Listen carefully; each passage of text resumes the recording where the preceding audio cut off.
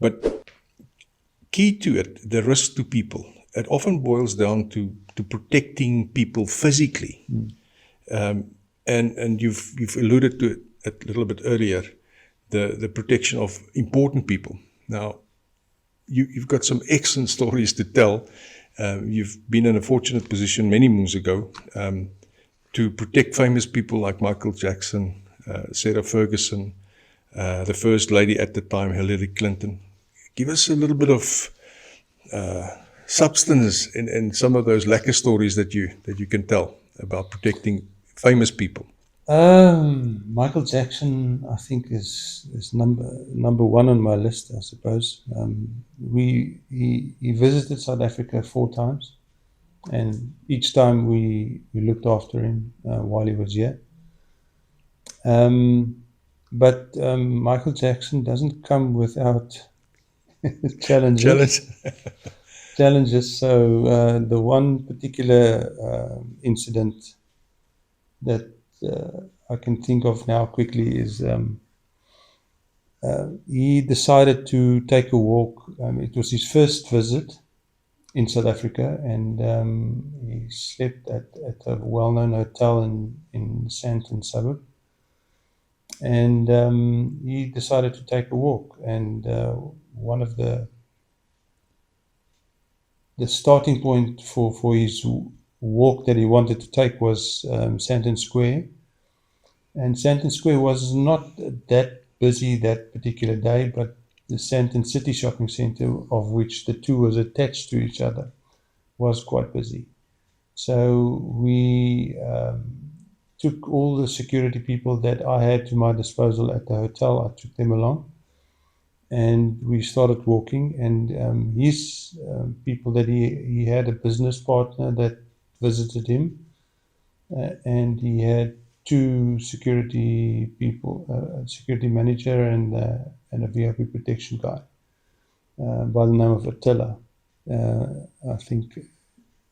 And what we did was we started walking from the hotel towards Sandton City. And as we started walking, we obviously walked in formation. A few people in front, 1 or 2 on the sides, and 1 at the rear. And I think the lesson that people can learn from this is that don't look at your principal, look at your surroundings, and make sure that you can see whatever is coming your way, and try and identify that early. What happened was, as we started walking, everybody got on their phones and they told whoever they were phoning that Michael Jackson is in Sandton City and they must come and have a look. And it wasn't long when we started walking into the Sandton City food court, and there was one of the outlets was a McDonald's, and obviously McDonald's has the big M, and Michael could identify with that, and he wanted to go and buy a burger there. And as we started walking, we noticed that the few people that I brought along was no longer enough. So we had to make, I had to make a few phone calls to the city, Sandton City security, and asked them to come and help us.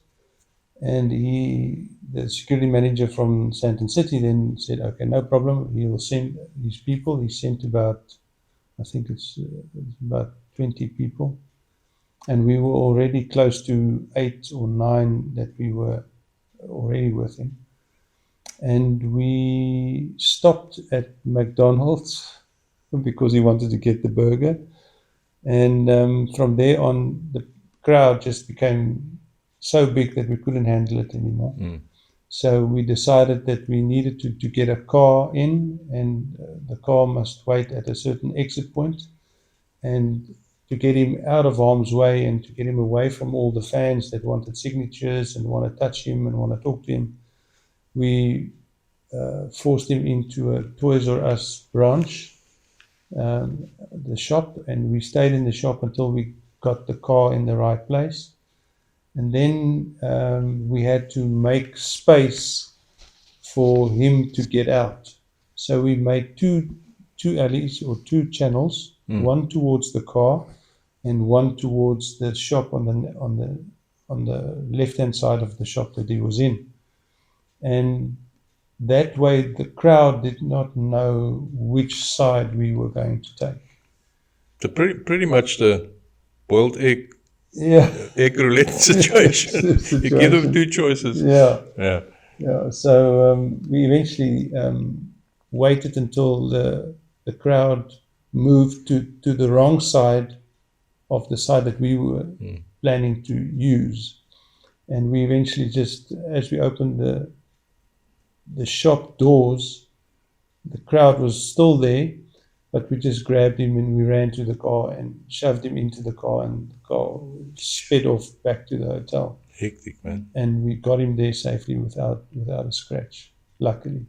Listen, and he's been to South Africa 4 times. 4 times, right? And all 4 times you looked after him. Yeah, that's right. That's amazing. Yeah. It's an amazing story to tell. And we'll put up some pictures for the viewers to see some treasures that you've got. Yeah. And the likes of Fergie, Sarah Furgeson. Yeah, she was quite a nice person. Unlike Michael Jackson, she pre-announced a visit to South Africa, and she particularly wanted to come and see some media people here. So we met up with her in the private VIP room at the airport, and then from there on, we were lucky enough to get our vehicles there at the airport and ready for her to get in. And we were escorted by the traffic services. So yeah, that also worked in our favor, and we got her to the hotel very quickly. And then she had all her business meetings over the few days that she was there, and my wife was in hospital because she had to undergo a certain procedure, and she came to hear about the fact that my wife was in hospital, and she then wrote a note, took one of her cards, one of the photographs, and wrote on the photograph, say, to my wife, and get well soon, and sorry to have missed you. Very nice. And that was quite a nice gesture. I mean, it wasn't necessary for her to do that. So that's why she's royalty. Yeah. By the way. I suppose. You've also rubbed shoulders with the first lady at the time, Hillary Clinton. Yeah. Not a lot. We had mostly, we were dealing with a security team, and they only stayed for I think it was two or 3 days, and during that time, escorting in and out the building, we never left the hotel. They had a big enough security team to accompany her wherever she wanted to go. But at the end of the visit, we were on a very friendly grounds with their security team, and she when they got back to the States a week later, we received photographs and the letters thanking us for our hospitality and everything that we've done for them. So that's still something that I carry with me. Yeah, and South Africans are friendly in general. Don't upset us, but don't offend us. Then you probably